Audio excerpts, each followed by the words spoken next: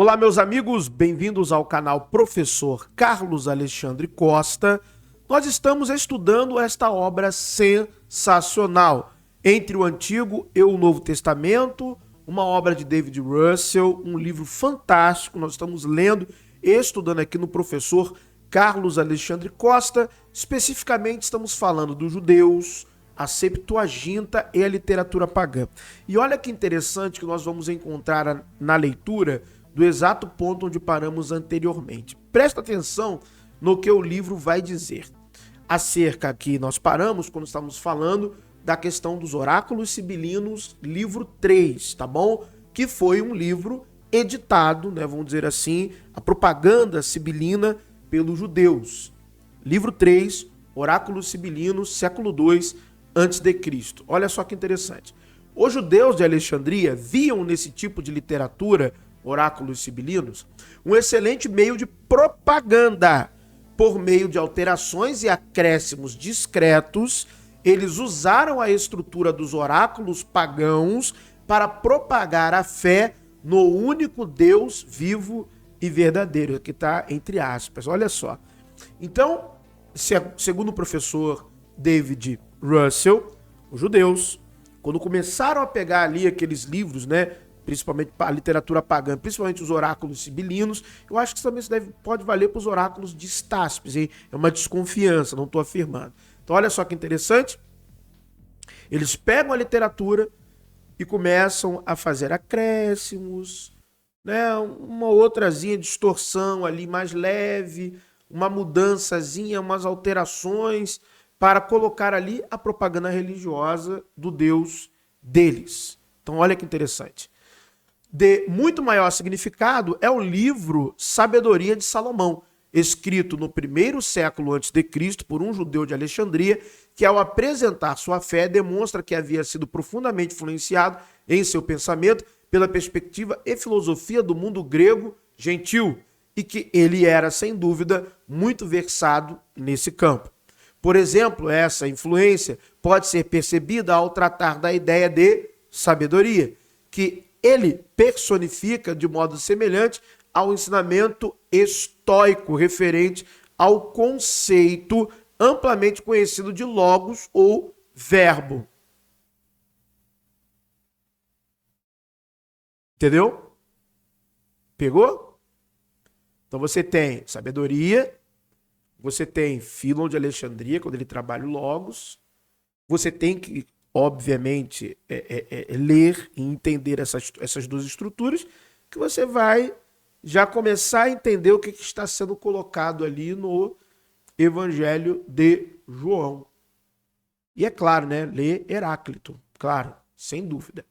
Neste ponto, de fato, trata-se de uma forte tentativa de reunir a piedade do judaísmo ortodoxo e a forma de pensamento grego da época. De acordo com outros escritos judaicos daquele tempo, ele incorpora uma forte polêmica, presta atenção, ele incorpora uma forte polêmica contra os gentios e exalta a verdadeira religião que Deus revelou ao seu servo Moisés. Um bom exemplo de judaísmo helenístico pode ser encontrado no escritor judeu alexandrino Filo, tá vendo? Que foi contemporâneo de Jesus e Paulo, isso para David Russell, né? Tudo bem que nada é dito, mas tudo bem. No sentido de que ele conhecia, né? Poderia ter sido contemporâneo, mas não cita nada sobre ambos. Ele era bem versado não apenas nas escrituras em hebraico, como nos escritos judaico-helenistas e também em filosofia grega. Então olha só que interessante. Como eu comentei, né? Então, vou abrir mais um pouco aqui a explicação. Quando nós olhamos os escritos de Filo de Alexandria, de fato, nós vemos que toda a base da interpretação das escrituras dos pais da igreja vem de Filo de Alexandria. Isso eu afirmo sem medo de errar. Então, os pais da igreja se utilizam de Filo de Alexandria como base, seu método de alegorese, para interpretar as escrituras e colocar Jesus em todo o Antigo Testamento, seja mais onde tiver que colocar. Então a metodologia é essa. Mas é interessante, por exemplo, que Fílon foi proeminente, reconhecido, temos seus escritos, beleza. Nós por exemplo, não temos, além, vamos dizer assim, da citação dos próprias cartas paulinas, Paulo, que parece que também era um proeminente, que excedeu a muitos fariseus, mas nós não vemos isso acerca de Paulo. Filo não fala nada acerca de Jesus o Cristo, o testemunho flaviano de Joséfo é uma interpolação. Então você tem ali grandes personalidades do mundo judaico do século I, que até então seriam contemporâneos uns dos outros, mas que curiosamente não são citados. É uma observação, uma explicação / observação. O objetivo de seus escritos era demonstrar a relação, isso de Filo, entre a religião das escrituras e a verdade das filosofias gregas. Ele fez uso livre da alegoria, prática comum em Alexandria, e através dela demonstrou, por exemplo, que Moisés estava em consonância com os filósofos gregos. Alegorizando, fica fácil. A posição de Filo não era aceita pelo judaísmo ortodoxo de seus dias, mas sua abordagem da religião e da filosofia e a relação entre elas teve uma influência considerável no desenvolvimento da teologia cristã nos anos que se seguiram. Como eu disse para vocês, né? Os pais da igreja, como eu falei, eles praticamente dependem, eles começam todo o seu trabalho com esse método de Filo de Alexandria.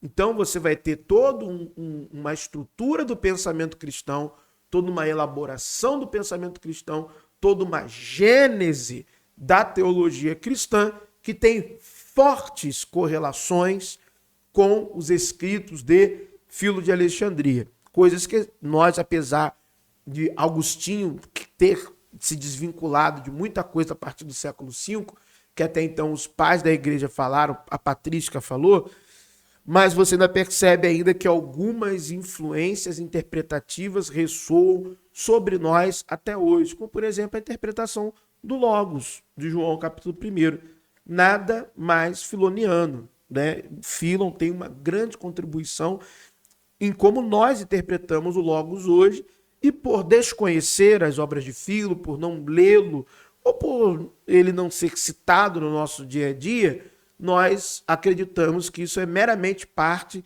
de uma tradição teológica que tem raízes na própria igreja, mas não, tem raízes no judaísmo helenístico de Filo de Alexandria, tá bom? Vamos parar por aqui, ó, no próximo vídeo nós iremos continuar deste exato ponto, tá?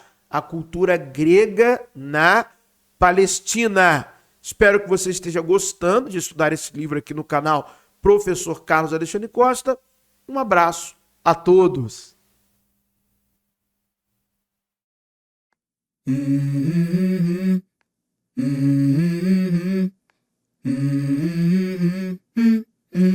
Let's go. I wake up to a little bit of drool on my pillow, feel like it's gonna be a bad day. Yeah, I'm tired of shit, and the coffee ain't hit yet, damn, ain't that great. I don't wanna go to